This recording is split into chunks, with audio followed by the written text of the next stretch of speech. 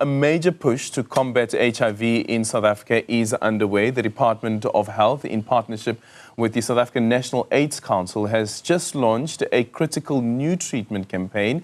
The goal is to bring an additional 1.1 million people living with HIV onto treatment by the end of 2025. This initiative aims to close a significant treatment gap and accelerate progress towards ending the epidemic. Let's now discuss the details of this campaign and the strategies that they'll be using and the challenges that they're anticipating in reaching this crucial target. We are joined by the South African National AIDS Council CEO, Thembisile Xulu. Thembisile, very good morning to you. Thank you so much for making time for us. Tell us how you came around the figure of 1.1 million. And when the minister was speaking on this, he said that the majority of that 1.1 million are men. Morning, Eldrin, and good morning to your viewers. The figure of 1.1 million comes from the targets that have been set by the United Nations, which are the so-called 95-95-95 targets. So we know that for the second 95, which is the number of people on treatment, we are only at 79%. And in order to bridge that care gap from 79% to 95%, we need an additional 1.1 million. Now, the data does tell us, Eldrin, in terms of who is on treatment, who has dropped off, and who is not on treatment. So we know the target populations that we are looking for, and men are particularly high on the list of people that we are looking for. We are also looking for key and vulnerable populations because the number of new infections is quite high in them, and they face a lot of stigma in terms of accessing care and treatment services. We are also looking for children, but most importantly, we are also looking for adolescent and young people. And this is us looking at the data that comes when we measure how many people are on treatment, how many people know their status, how many people are staying on treatment, and how many are virally suppressed. And the data is showing us that on the treatment, we have a gap of 1.1 million. Okay, I'm just quickly going to bring up the poll that we are running this morning. So we're asking our audience in relation to this conversation that we are having and also the remarks that were made by the minister. Why are South African men reluctant to take HIV treatment? And for our audience, you can scan the QR code and choose any of the three options there. But Thembisile, out of the three options that we have there, stigma and pride, access to treatment, and lack of awareness, what is actually leading is stigma and pride at 82%. And you just touched a bit on that. But why is that the case that we speak of stigma when it comes to men, but not necessarily when it comes to women? Stigma is an important issue when it comes to men because men, by nature, don't like spending time in clinics. And I mean, some of the rhetorics that were told yesterday is that they also don't like spending time in church.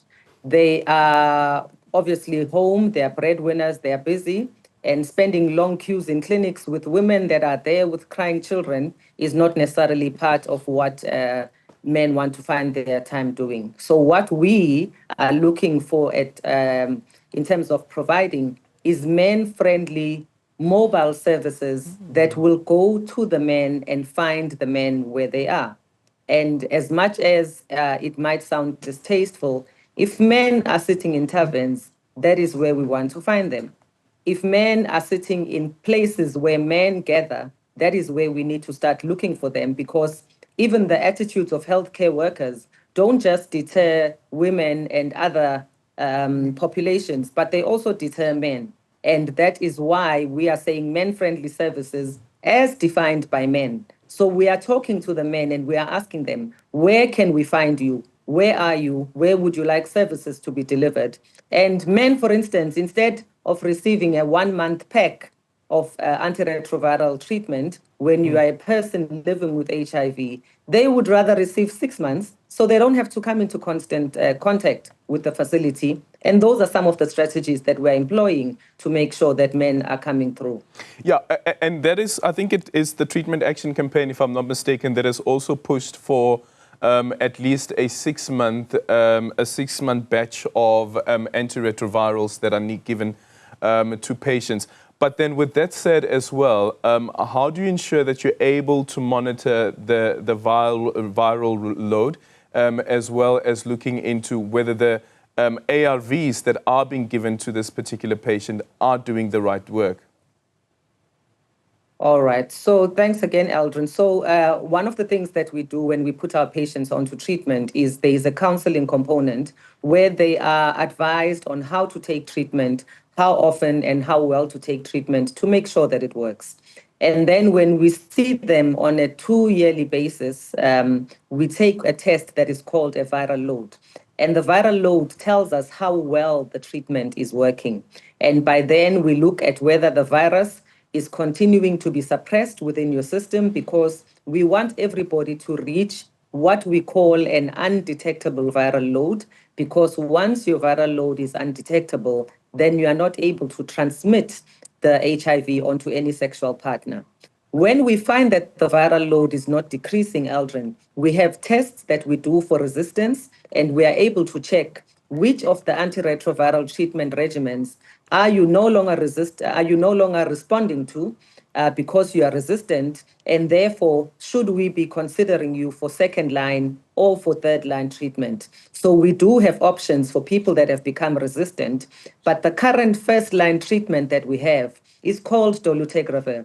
It's got a very high threshold for resistant, and it's actually quite a forgiving drug. And many people are doing quite well in terms of quick viral load suppression, CD4 counts coming up, but we are able to detect whether the treatment is working when people are on treatment, because we do only do the viral load twice a year, every 6 months. Okay, and children also being part of the target population, how are you going to get to them? So children being part of the population, it's actually a multi-sectoral approach. In 2022, the then Minister of Health signed a pledge for South Africa to be part of the Global Alliance to End AIDS in Children. And one of the things that we are doing is we are saying our children are out there, their mothers are on treatment because the men are doing much better than the women. Let us try to catch them at every area that we can. And let me give 2 examples, Eldrin. We complain in the health sector that children are not on treatment. Yet when you go to the Department of Social Development, you find that social security grants are being collected for children. So it's a multi-sectoral approach where we are working with social development to make sure that we get the data and we are able to get to those children when they're actually collecting their grants in order to bring them back onto treatment. At the same time, our children are coming through for the extended program on immunization, and we are supposed to be testing them and also giving them immunization. But we are finding that at the final stage of testing, which is 18 months, we are not testing enough children through the immunization program. And that is one of the areas where we are going to find our children and bring them back onto treatment. We also have much tastier, much palatable regimens available for our children. And we are finding that that is making it easier to make our children take treatment and to stay on treatment. Yeah, and all of this, Tembisile, obviously requires money. We know with the geopolitical tension between South Africa as well as the United States and the fallout with the UNAIDS as well. How do we plug that 17%, that hole that had been plugged by UNAIDS, considering this decision that has been taken? Okay, thanks, Eldrin. I'll speak for UNAIDS. UNAIDS is still very much in the picture as the coordinating body. So it's USAID that Sorry, USAID, apologies for that, yeah. It's USAID that has issued the executive orders, but some of the agencies that are supported by USAID, the likes of CDC, have actually been allowed to continue with some of their work, and yet some of the work has been told to stop. USAID in particular has got shorter time periods, like they have been asked to submit work plans for 30 days. I gave an example and I said that multi-month dispensing is one of the things that we are encouraging our clinics to do to make sure that our patients don't run out of treatment, because our minister did say on record, South Africans, despite the executive orders, will not run out of treatment. So clinics are no longer issuing 1 month. At best, they are issuing 3 months, and where possible, they're issuing 6 months. The fiscal gap that we are trying to fill for the HIV program is about 17% and support. So we are trying to make sure that we are speaking to other philanthropists, we are speaking to other partners to see how they can assist.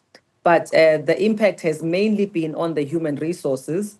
And where the human resources are within government facilities, we are integrating services, not just for HIV treatment, but for prevention and for TB, and making sure that with the little that we have in terms of money, we are trying to achieve more. Like we've been able to launch this campaign despite the shifting geopolitics, because we are committed to making sure that South Africa is able to eliminate HIV as a public health threat by 2030. All right. Thank you so much for your time, Dr. Thembisile Xulu, who is the CEO of SANAC there on that 1.1 million campaign that they've launched, Close the Gap, where they're targeting majority of men